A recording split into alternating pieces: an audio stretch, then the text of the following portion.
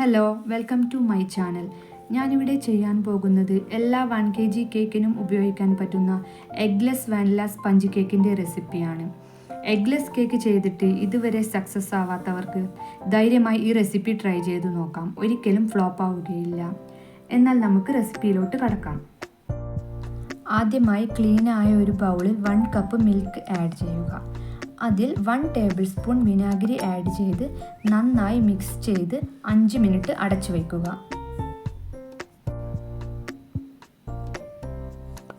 5 മിനിറ്റിന് ശേഷം തുറന്നു നോക്കാം. ഇപ്പോൾ കേക്കിന് ആവശ്യമായ ബട്ടർ മിൽക്ക് റെഡി ആയിട്ടുണ്ട്.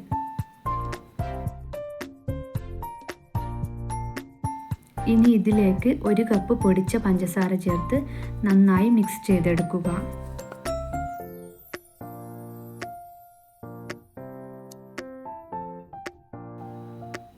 പിന്നീട് 2 ടീസ്പൂൺ ബേക്കിംഗ് പൗഡറും 1 ടീസ്പൂൺ ബേക്കിംഗ് സോഡയും ചേർത്ത് നന്നായി മിക്സ് ചെയ്ത് 5 മിനിറ്റ് കൂടി അടച്ചു വയ്ക്കുക.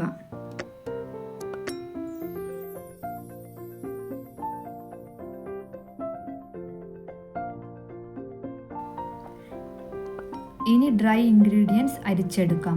അതിനായി 2 കപ്പ് മൈദ എടുക്കുക. അതിൽ നിന്ന് 2 ടേബിൾ സ്പൂൺ മൈദ റിമൂവ് ചെയ്ത് 2 ടേബിൾ സ്പൂൺ കോൺഫ്ലോർ ചേർക്കുക.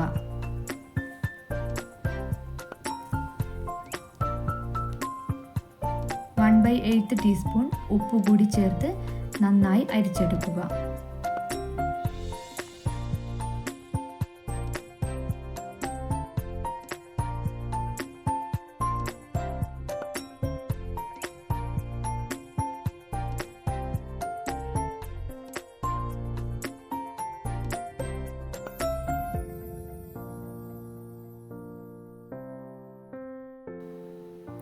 നേരത്തെ അടച്ചു വെച്ച ബട്ടർ മിൽക്കിൽ ബേക്കിംഗ് പൗഡറും ബേക്കിംഗ് സോഡയും നന്നായി റിയാക്റ്റായി ബബിൾ ഫോം ചെയ്തിട്ടുണ്ട്. ഇനി ഇതിലേക്ക് 1/2 കപ്പ് ഓയിൽ ചേർത്ത് നന്നായി മിക്സ് ചെയ്യുക. ഇനി 1 ടീസ്പൂൺ വാനില എസൻസ് കൂടി ചേർത്ത് മിക്സ് ചെയ്യുക. ഇനി ഇതിലേക്ക് ഡ്രൈ ഇൻഗ്രീഡിയൻസ് ചേർക്കാം. ഡ്രൈ ഇൻഗ്രീഡിയൻസ് 2-3 തവണയായാണ് ചേർക്കേണ്ടത്. ഒട്ടും കട്ടകളില്ലാതെ വളരെ സ്ലോലി മിക്സ് ചെയ്ത് ബാറ്റർ റെഡിയാക്കാം.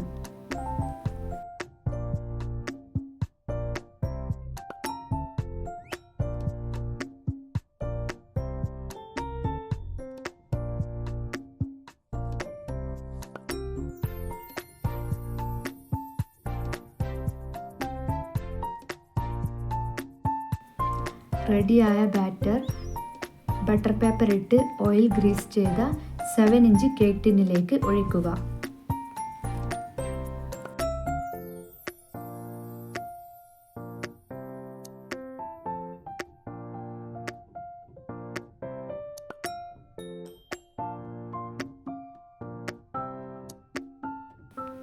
എന്നിട്ട് ഒരു സ്പൂണോ സ്റ്റിക്കോ ഉപയോഗിച്ച് നന്നായി ഇളക്കിയ ശേഷം 3-4 പ്രാവശ്യം നന്നായി ടാപ്പ് ചെയ്യുക.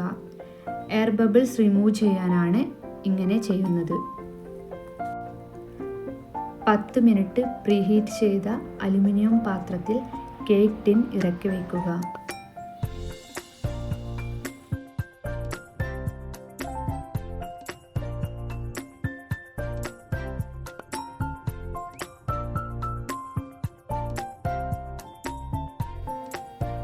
ഒരടപ്പ് വെച്ച് അടച്ചതിന് ശേഷം ലോ ടു മീഡിയം ഫ്ലെയിമിൽ 45 to 50 മിനിറ്റ്സ് ബേക്ക് ചെയ്യുക.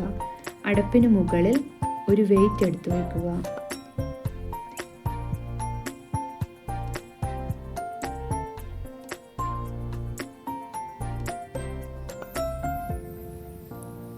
ഇപ്പോൾ ഏകദേശം 50 മിനിറ്റായി.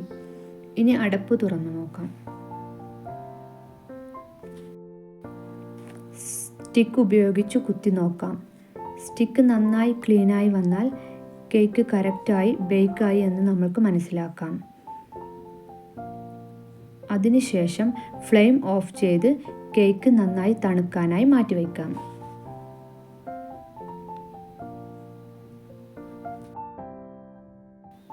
തണുത്തതിന് ശേഷം കേക്ക് ടിന്നിൽ നിന്ന് കേക്ക് റിമൂവ് ചെയ്യാം.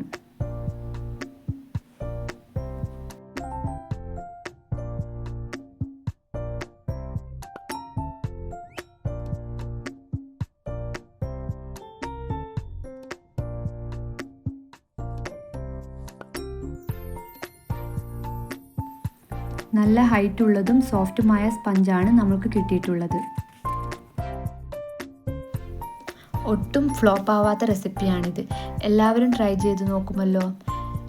ഈ വീഡിയോ ഇഷ്ടമായാൽ എൻ്റെ ചാനൽ സബ്സ്ക്രൈബ് ചെയ്യാനും ലൈക്ക് ചെയ്യാനും ഷെയർ ചെയ്യാനും മറക്കരുത്. Thank you for watching.